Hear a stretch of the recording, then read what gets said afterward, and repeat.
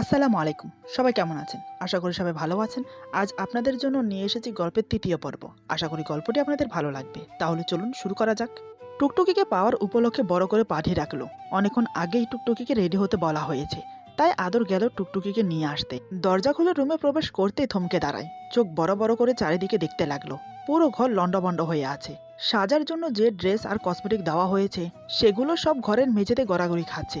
মেয়েটি এগুলো কি করলো তাই ভাবছে আদর। হঠাৎ কি যেন একটা ছুটে এসে পড়লো ওর কপালে। সে উফ করে মেঝেতে বসে পড়ে। টুকটুকি খেয়াল করেনি আদর কখন এসে দরজায় দাঁড়িয়েছে।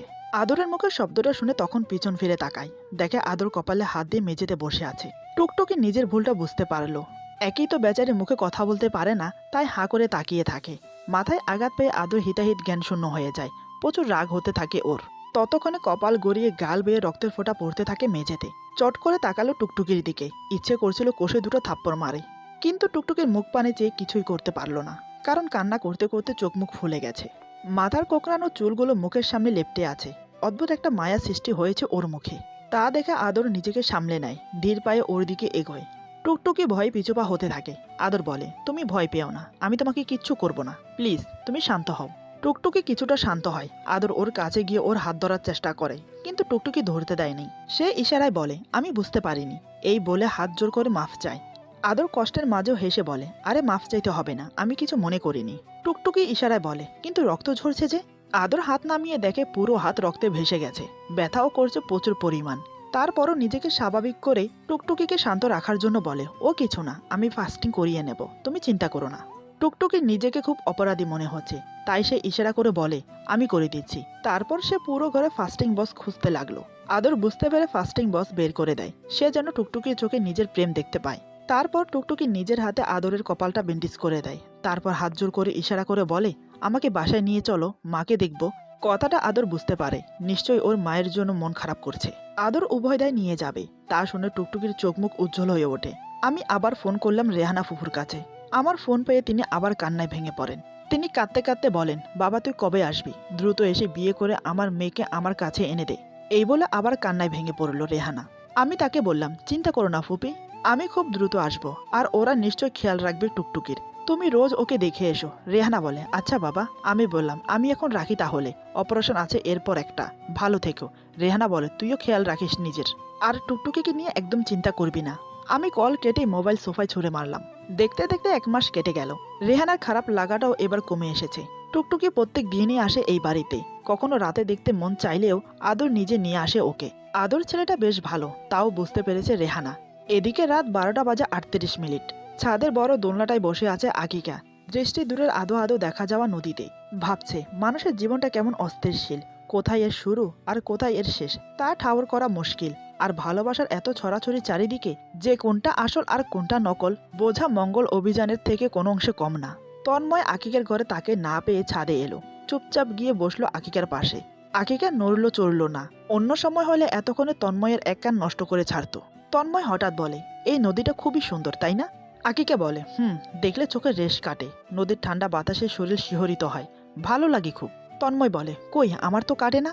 তন্ময়ের কথায় চমকে তাকায় আকিকা। দেখে ছেলেটা এক দৃষ্টিতে তাকিয়ে আছে তার দিকে। আজ তন্ময়ের কথায় একটা গাঢ় ক্লান্তির ছাপ আছে, চোখে মুখে অভিমান। আকিকার খুব ইচ্ছে করছিল একবার ছুঁয়ে দিতে তন্ময়কে, কিন্তু কোথায় যেন একটা বাধা পাচ্ছে। দোলনা থেকে উঠে গিয়ে দাঁড়ালো ছাদের কর্নারের দিকে। ছাদের সাইডে রেলিং নেই বলে রাতের অন্ধকারে আরো ভয়ঙ্কর হয়ে উঠেছে জায়গাটা। উত্তর দিকে ছাদের উপর জাপটে পড়া জারুল গাছটার পাতার ফাঁকে লুকিয়ে থাকা ফুলগুলো থেকে আসা মিষ্টি ঘ্রাণের নেশাতুর হয়ে আছে পরিবেশ। তন্ময় পাশাপাশি এসে দাঁড়িয়েছে আকিকার। আকিকা আর চোখে বার দুয়েক দেখলো তন্ময়কে। সাদা আর কমলা মিশ্রিত একটা সুতির পাঞ্জাবি পরে আছে তন্ময়। আকিকা এই প্রথম তাকে পাঞ্জাবি পরা দেখেছে। তারপর চোখ সরিয়ে নিল আবার। তন্ময় খ্যাক করে গলা পরিষ্কার করে বলে, খুব বেশি বিরক্ত করি আমি, দেখলেই দূরে সরে থাকতে হয় তাই না? আকিকা বলে, শুধু বিরক্ত না, অনেক অনেক বেশি বিরক্ত করো। তন্ময় বলে, না থাকলে খুশি হবে? এই কথা শুনে আকিকার বুকের ভেতরটা ছ্যাদ করে ওঠে। কি বলছে এসব তন্ময়? না থাকলে মানে? ভেতরের চিন্তা ভাবনা সব দূরে সরিয়ে বাজখাই গলায় ভুরু কুচকে বলে, কোথায় যাচ্ছ? তন্ময় বলে, ফিরে যাচ্ছি, আম্মুর শরীরটাও বেশি ভালো নেই। আকিকা বলে, বাহ বাঁচা গেল। আকিকা সহজ কণ্ঠে বলে। তন্ময় ভুরু কুচকে তাকালো একবার। হঠাৎ আকিকাকে টান দিয়ে সামনে এনে বলে, তুমি কি একটা মেয়ে? আমার ভালোবাসা চোখে পড়ে না তোমার? কেন এত কেয়ারলেস তুমি আমার বিষয়ে? আমার ভেতরে কষ্টটা কি দেখতে পাও না তুমি? আকিকা জোরে ছাড়ানোর চেষ্টা করছে নিজেকে, কিন্তু তন্ময়ের শক্তির কাছে নিতান্তই ছোট সে। আশ্চর্য হওয়ার ভান করে আকিকা বলে, তন্ময়, খারাপ হচ্ছে এটা, ছাড়ো আমাকে। How dare you touch me? You are my guard, not boyfriend, leave me. আকিকার কথা শুনে তন্ময়ের চোখ দুটো এবার লাল হয়ে এলো। রাগে ক্ষোভে ঠোঁট টিপে টিপে বলে, চলেই যাচ্ছি, সারা জীবনের মতো মুক্তি দিয়ে যাচ্ছি তোমায়।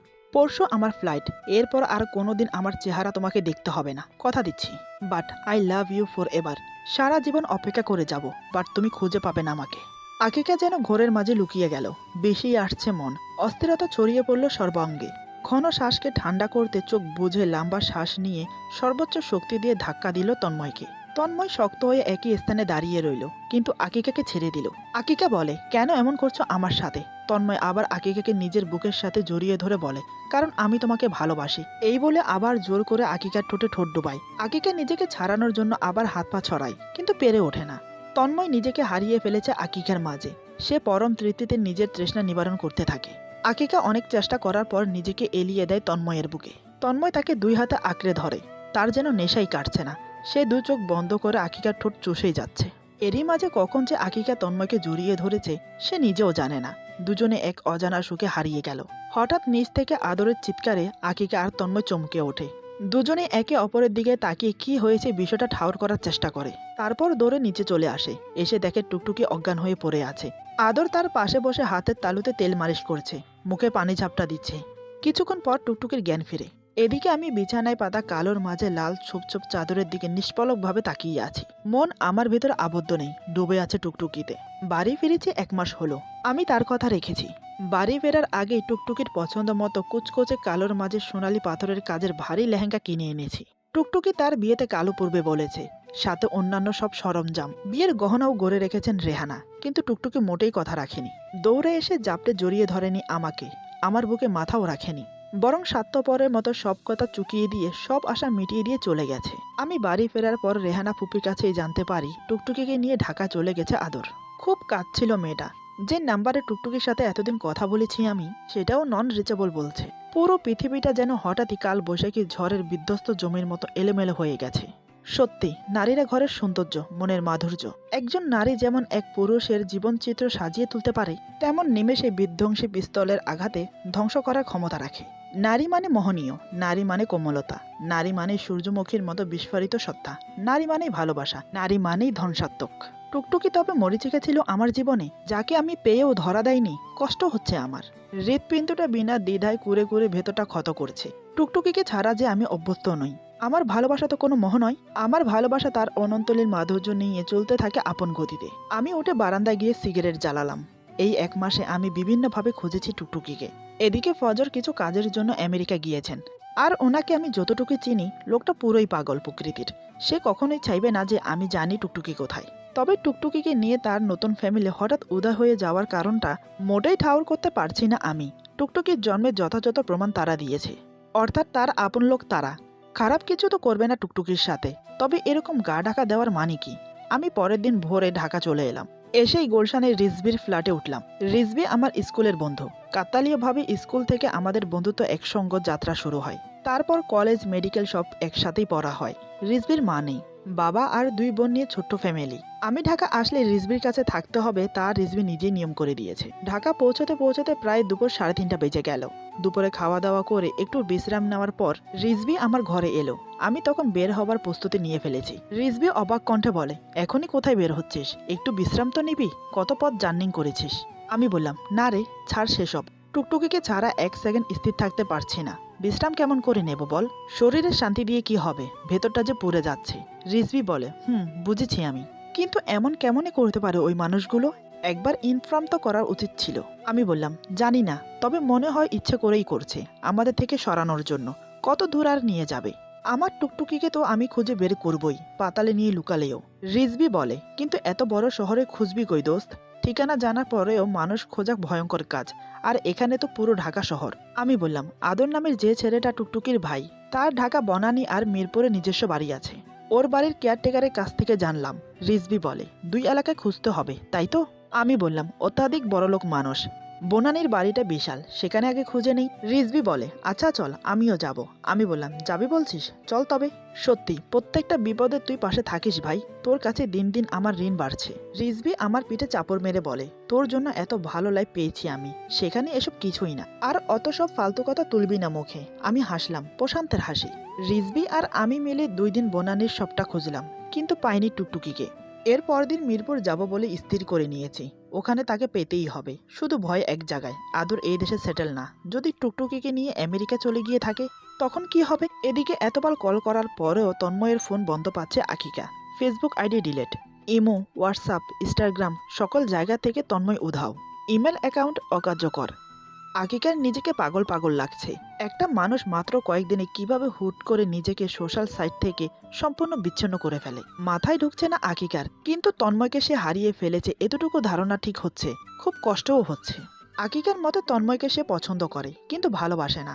আর যে মানুষটাকে সে ভালোবাসে না তাকে ভালোবাসতে পারবে না সে। তাকে নিজের লাইফের সাথে এভাবে জড়ানো বোকামি বই কিছু না। কিন্তু মেনে নিতে খুব কষ্ট হচ্ছে, যে মানুষটা কয়দিন আগে অবধি ছিল ওর পাশে, আজ এভাবে হারিয়ে যাওয়াটা কি জরুরি ছিল?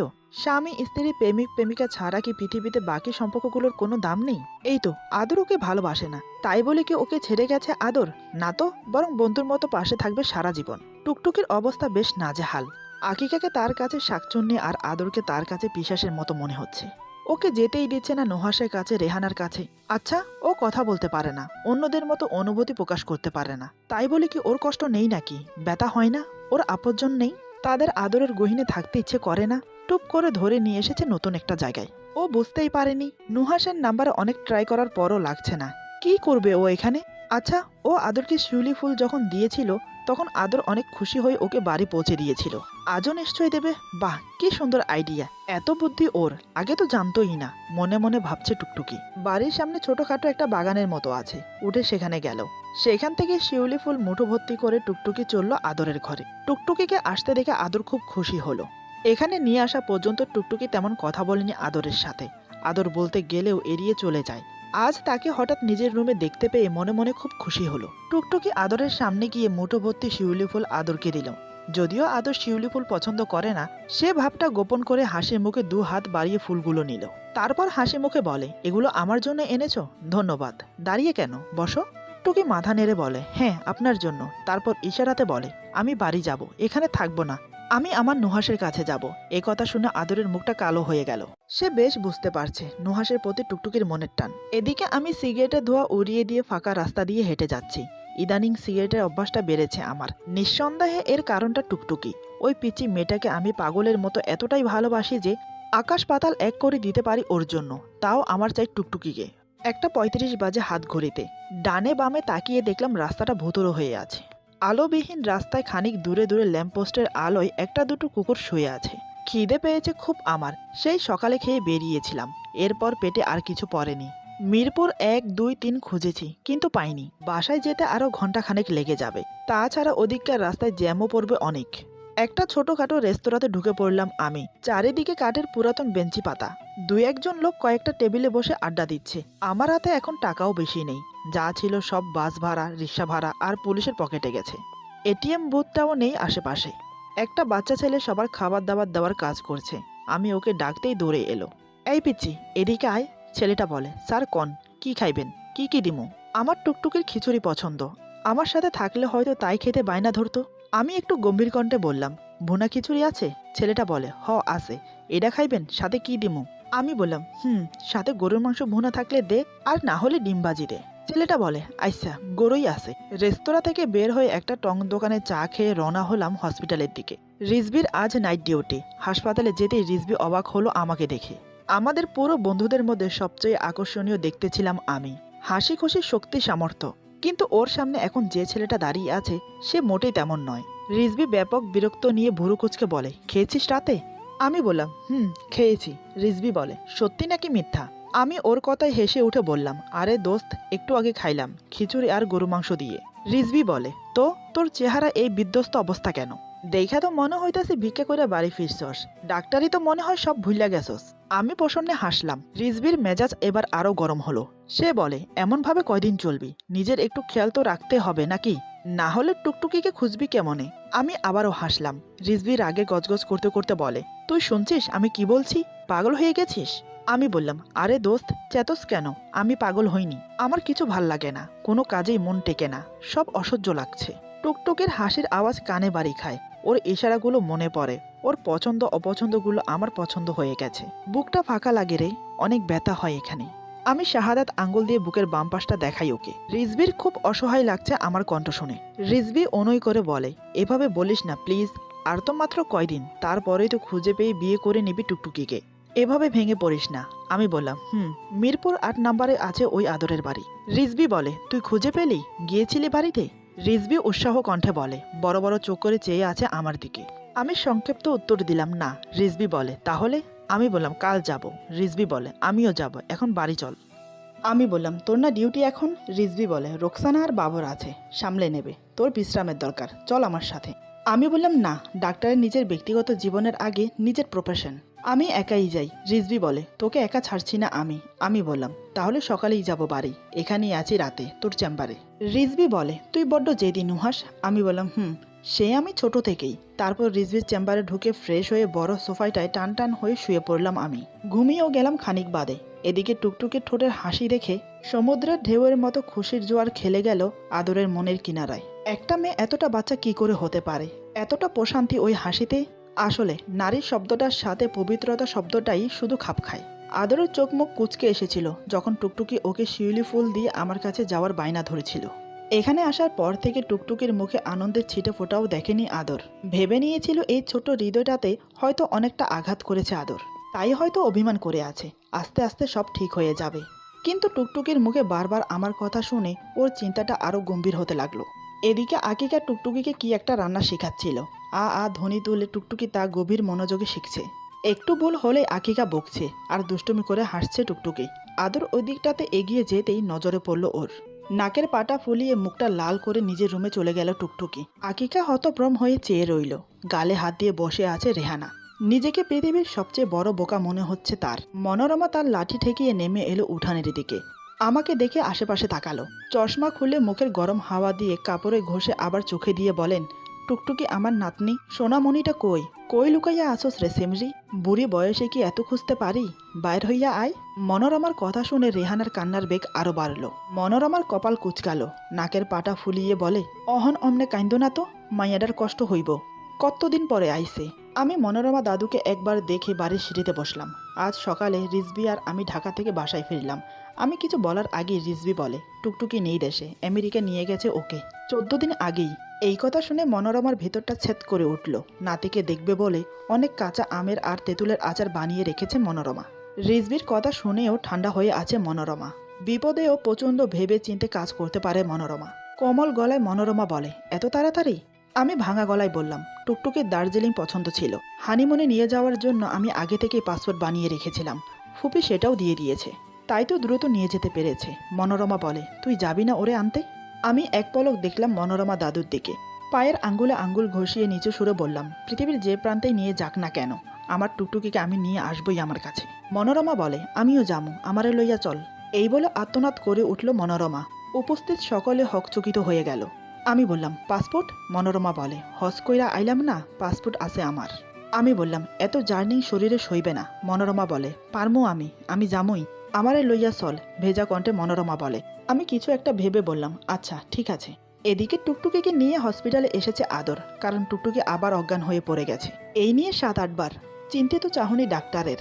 টুকটুকির রিপোর্টটা আদরের দিকে এগিয়ে দিয়ে শঙ্কিত কণ্ঠে বলে, কয়দিন যাবৎ হচ্ছে এমনটা? আদর বলে, আমার কাছে আছে 1.5 মাস। 7-8 বারের মতো মাথা ঘুরে পড়েছে, এবার প্রচণ্ড লেগেছেও। ডাক্তার বলে, আর কোনো সিনড্রাম? আদর বলে, নো ডাক্তার। ডাক্তার বলে, লাস্ট কবে মাথা ঘুরেছিল? আদর বলে, আজ মর্নিংয়ে খাচ্ছিল তখন। ডাক্তার বলে, ওকে, বাট রিপোর্টটা মেবি পুরোপুরি সঠিক হয়নি বলেই মনে হচ্ছে, আরেকবার চেক আপ করিয়ে নাও। আদর বলে, ওকে ডাক্তার। আদরের পাশে বসে মুখ বোতা করে কথাগুলো শুনছিল টুকটুকি, তবে মোটেই ইচ্ছে করছিল না শুনতে। ডাক্তার লোকটা কেমন যেন দেখতে। আসলে এই দেশের সকলকেই টুকটুকির কাছে ডবল রুগীর মতো লাগে। কারো চোখে মুখে মায়া মমতার ছিটে ফোটাও পায় না, অথচ দেশের মানুষগুলো কত আপন, অচেনা কেউ মনে হয় নিজের লোক। এদিকে আমি আর মনোরমা দাদু 10 মিনিট ধরে বসে আছি, আর মাত্র 6 মিনিট পরেই উঠতে হবে প্লেনে। অবশেষে রিজভি এলে সবাই প্লেনে করে রওনা দিলাম আমেরিকার উদ্দেশ্যে। ওইদিকে চেক আপ করিয়ে বাড়ি ফিরেও শান্ত হয়ে বসতে পারছে না আদর। মনের মাঝে অশান্তির ঘণ্টা বেজেই চলছে। বড়সড় কোনো রোগ যদি টুকটুকির থেকেই থাকে, তাহলে এতদিন যেখানে ছিল তাদের চোখে কিভাবে পড়ল না? এজন্য বোধহয় বলে, আপনি লোক আপনিই হয়, পর কখনো আপন হয় না। রিপোর্ট আজ বিকেলে দেওয়ার কথা ছিল, কিন্তু ডাক্তার আর নার্সদের অবরোধ আজ আর কাল, তাই পরশু আনতে হবে রিপোর্ট। টুকটুকিকে এভাবে হুট করে নিয়ে আসার কোনো ইচ্ছেই আদরের ছিল না, কিন্তু আমার প্রতি ওর টান যেন কোনোভাবে গ্রহণ করতে পারছিল না আদর। এতগুলো বছর পর ওর পুতুলকে ফিরে পাওয়ার পর হারানোর কোনো মানেই হয় না। এতদিন তার স্মৃতি ধরে বেঁচে আছে, খুব দ্রুতই তাকে একদম নিজের করে নেবে আদর। আমেরিকা পৌঁছে হোটেলে উঠলাম আমরা। সামান্য কিছু রেস্ট নিয়েই আমি একা বের হয়ে গেলাম। মনোরমা তখন গভীর ঘুমে ক্লান্ত হয়ে গেছেন তিনি। আদর আমেরিকার মোটামুটি অনেক মানুষের সাথেই পরিচিত, তাই ওর বাসা খুঁজে পেতে খুব বেশি অসুবিধা হলো না আমার, বরং বাংলাদেশের চেয়ে দ্রুত খুঁজে পেলাম। বাড়িটা একটা বাংলোর মতো দেখতে। আমি বাইরে থেকে দেখেই হোটেলে ফিরে এলাম। রিজবি তখন বেলকনিতে বসেছিল। আমাকে আসতে দেখে বাসখাই গলায় বলে, কই গিয়েছিলি তুই? আমি মাথা তুলে একবার দেখি রিজবিকে, তারপর শার্ট খুলতে খুলতে বললাম, আদরের বাড়ি খুঁজতে। রিজবি বলে, একটু রেস্টও নিলি না, হুট করে চলে গেলি, পেয়েছিস? আমি বললাম হুম। এই বলে খালি গায়ে টাউন নিয়ে ঢুকে পড়লাম বাথরুমে। গোসল করে বের হতেই দেখি রিজবি বড় বড় চোখ করে দেখছে আমাকে। আমি পাত্তা না দিয়ে বললাম, অনেকদিন ঘুমাই না, আজ ঠিক মতো ঘুমাবো। নিজে থেকে ওঠার আগে যদি দুনিয়া কেয়ামত হয়ে যায় তাও আমায় ডাকবি না। রিজবি অবাক হয়ে বলে, হুম। পরের দিন আদরের বাংলো বাড়িতে যাই। সেখানে গিয়ে হঠাৎ যা শুনি যা দেখি তাতেই আমার মাথায় হাত। এটা না হয়ে মাথার উপর বজ্রপাত হলেও যেন ভালো হতো আমার।